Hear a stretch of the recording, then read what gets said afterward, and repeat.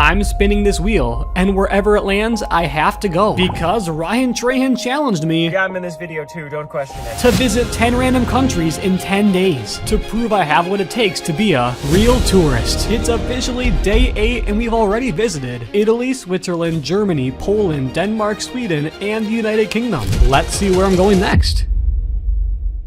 Hey guys, we officially made it to our 8th country, France, and we cannot leave this country until Leo and I complete 3 tasks. Number 1, you gotta find the coolest souvenir you possibly can. Number 2, you have to eat a traditional food. And number 3, you must visit a famous landmark. Good luck! But we've only got 24 hours left, so we did the most logical thing. We went to Disneyland. And wow, it was packed. Like, the second we walked in, it was just chaos. There's families all over the place, kids running around, and plenty of grown adults proudly wearing Mickey Mouse ears.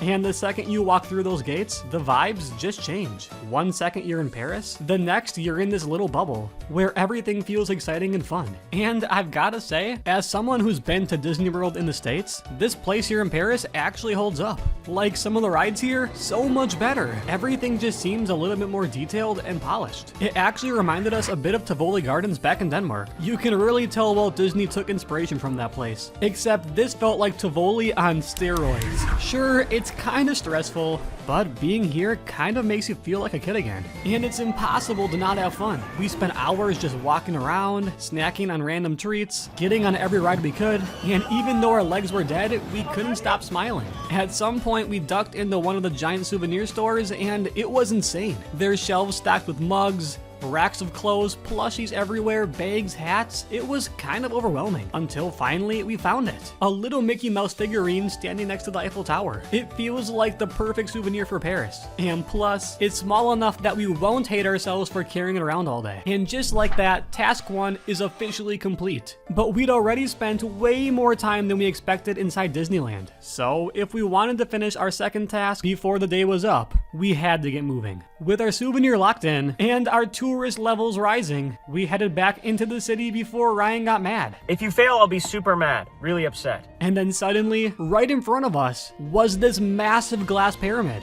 the Louvre. I knew it was big, but I didn't realize it was this big. It's the biggest art museum in the entire world. And apparently, it used to be an actual royal palace before it was turned into a museum back in the 1700s. Inside, there's something like 35,000 pieces of art. Like, you could probably live here for a week and still not see everything. The main thing everyone comes for, obviously, is the Mona Lisa. And I'll be honest, I thought it was gonna be massive. Like some wall-sized masterpiece or something. But nope, it's actually tiny. And it's behind glass, blocked off, and surrounded by like 100 people all holding up their phones. We waited, we squinted, we saw it, and yeah, I don't really get the hype. But everything else was unreal. There's these huge halls filled with sculptures, endless paintings covering entire walls, and every corner you turn, there's something that looks like it belongs in a history book. We tried to see as much as we could, but after a while, our feet were killing us.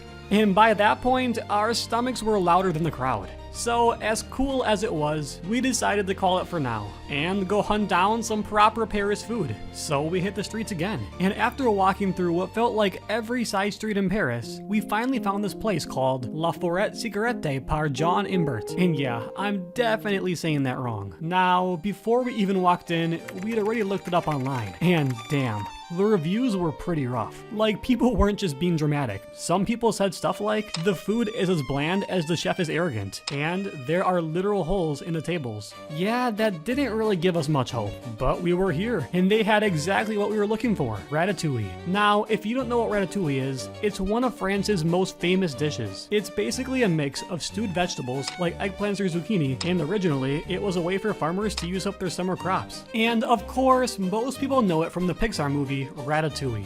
But here's the problem. I hate vegetables. Like, literally hate them. So this is already not looking good for me. When the waiter brought it out though, I won't lie, I kinda got excited. It looked like they had taken it straight out of the cartoon, and I couldn't help but take a photo before I tried it.